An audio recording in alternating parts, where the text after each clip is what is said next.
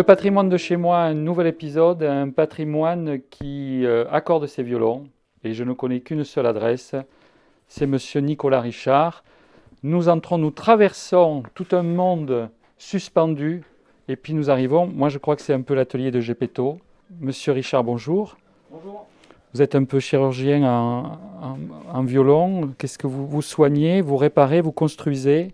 Oui, bah alors après, dans le métier de lutherie, il y a plusieurs facettes. Ouais. Il y a l'entretien du quotidien pour le musicien qui a son instrument et où il y a des petites choses à revoir. Après, ça peut être aussi effectivement de la chirurgie un peu plus lourde. Là par exemple, le patient a quoi?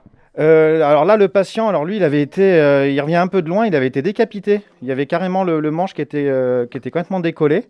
Donc il a fallu faire ce qu'on appelle le réenclavement, donc réinsérer le manche aux bonnes dimensions dans la caisse de l'instrument. Donc ça, c'est un instrument qui est pas très très ancien, mais qui a quand même une petite centaine d'années. Et il est resté au placard pendant une petite dizaine d'années. Le musicien l'a un peu abandonné. Et le jour où il a rouvert le placard, le manche était complètement décollé. D'où vous venez? Qu'est-ce qui s'est passé? Et comment cette rencontre s'est faite avec le violon? Je veux tout savoir. Alors moi je suis bourguignon d'origine. Après j'ai un petit peu voyagé. Je suis allé un peu sur Clermont-Ferrand. Je suis allé un petit peu dans le sud de la France et j'ai fait au tout début une formation de luthier guitare parce que j'étais guitariste étant enfant. Et au cours de cette formation, j'ai rencontré un luthier violon. J'ai fait un stage chez lui pendant cette formation. Et là, ça a été un peu le déclic, quoi. J'ai découvert cet instrument que je connaissais très très peu au final. Et ça a été un peu une révélation, quoi. Et depuis, c'est vrai que ouais, je suis au violon. Alors, si on dissèque un violon, si on l'opère, comment c'est constitué? Qu'est-ce que c'est? Vous nous avez dit tout est en bois. Alors, quel bois? Là, à ce moment-là, on va peut-être changer de patient. Alors, parce que là, on en a un qui est ouvert. Alors, pareil, qui lui revient de loin. Alors là, pareil, donc c'est un instrument ancien, alors qui a déjà beaucoup souffert, qui a déjà été réparé pas mal de fois. Vous voyez, ce qu'on appelle il y a des pièces à l'intérieur, hein, des petits taquets, plein de petites choses qui ont été rajoutées déjà pour réparer des fractures anciennes. Et à l'intérieur, en fait, voilà, c'est constitué comme ça. Donc dans le violon, effectivement, alors il y a vraiment ce qu'on appelle la caisse de résonance, qui va vraiment servir à amplifier la sonorité de la corde. Après, il y a le manche qui, lui, n'a pas vraiment un rôle acoustique, mais qui a la nécessité pour le musicien pour pouvoir jouer et pour prendre l'instrument et faire les notes. Et après, sur la caisse de résonance, donc les parties vraiment très très vibrantes, en fait, ça va être ce qu'on appelle la table d'harmonie, le dessus de l'instrument, donc qui est fait en épicéa. Donc qui a un bois résineux. Alors je ne sais pas si on arrive à le voir à la caméra en fait. Le principe de ces bois en fait, c'est qu'on a la petite fibre très foncée Oui. et après une fibre beaucoup plus large. Là, elles sont très très serrées, mais par exemple ici on voit un peu mieux. On a une petite fibre très dure. Ça c'est le bois d'hiver et après une fibre large, blanche, beaucoup plus souple. Ça c'est le bois de printemps. Et l'intérêt de ce bois en fait, c'est il va conduire le son et en même temps il va avoir beaucoup de souplesse. Je ne sais pas si sur celui-ci, alors vu qu'il est un petit peu malade, mais je ne sais pas si on arrive à voir, vous voyez, enfin il craque un peu de partout parce qu'il est cassé, mais quand on appuie dessus, on voit une certaine souplesse quand même. Je sais pas On si... dirait un ostéopathe. C'est un peu ça.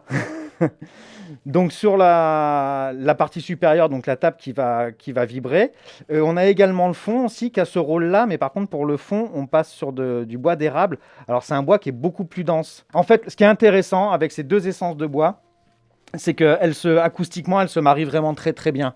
On a vraiment l'épicéa qui va être un bois avec beaucoup de célérité, le son va se déplacer très très vite dedans.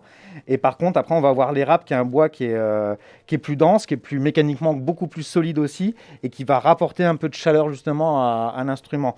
Et en fait, donc ces deux membranes, la table du fond et la table du dessus, sont reliées par ce qu'on appelle la couronne d'éclisse. Donc la couronne d'éclisse, c'est des petites planchettes de bois qui sont cintrées, qu'on va coller autour d'un moule et qui va permettre de recevoir les deux tables. Et ça, une fois que c'est fermé, c'est ce qu'on appelle la caisse de résonance. Moi, j'en reviens pas. La musique va passer par là. Parce que je la vois pas, la musique, mais j'ai l'impression en vous écoutant que je la vois. Quels sont les outils d'un luthier? Qu'est-ce que vous utilisez souvent? Je vois des petites fioles, on dirait comme chez un apothicaire. Je sais pas qu'est-ce que c'est magique. Alors, ça, c'est vraiment ça va être des pigments en fait, donc qui vont servir pour faire ce qu'on appelle les retouches de vernis en restauration. Donc on va mélanger différentes couleurs. Alors Ça peut être des couleurs chêne, ça peut être noyer, merisier, qu'on va mélanger à un vernis pour pouvoir justement après faire les retouches. Là, je vous parlais tout à l'heure de celui qui avait été décapité. Donc voilà, là je suis en train de refaire le vernis de cette partie-là parce qu'il a fallu retravailler toute cette zone-là pour pouvoir le réenclaver. L'outil, alors pareil, dont on se sert souvent, on a toute une série, ça c'est ce qu'on appelle les canifs. Alors, en général, pareil, chaque luthier les fabrique, des petits, des moyens, des plus gros. Ça va vraiment être l'outil dont on se sert tout le temps pour dès qu'on a un petit morceau de bois à tailler. Alors par exemple, je sais pas, si on veut ajuster un chevalet, enfin voilà, ça c'est vraiment les petits outils qu'on se sert très très souvent. Après, il y a le petit rabot aussi. Donc ça, pour mettre d'épaisseur les pièces de bois, pour retoucher, enfin voilà, le rabot est assez essentiel aussi. Alors cet archer, alors lui en fait, il y a la mèche qui est à refaire. Alors l'intérêt, c'est que du coup, on peut voir un petit peu l'envers du décor. Donc le principe d'un archer, en fait, c'est une baguette de bois. Donc celui-ci, il est en état de jeu, en fait. Et si on regarde au milieu, à ce niveau-là, là, le crin est détendu.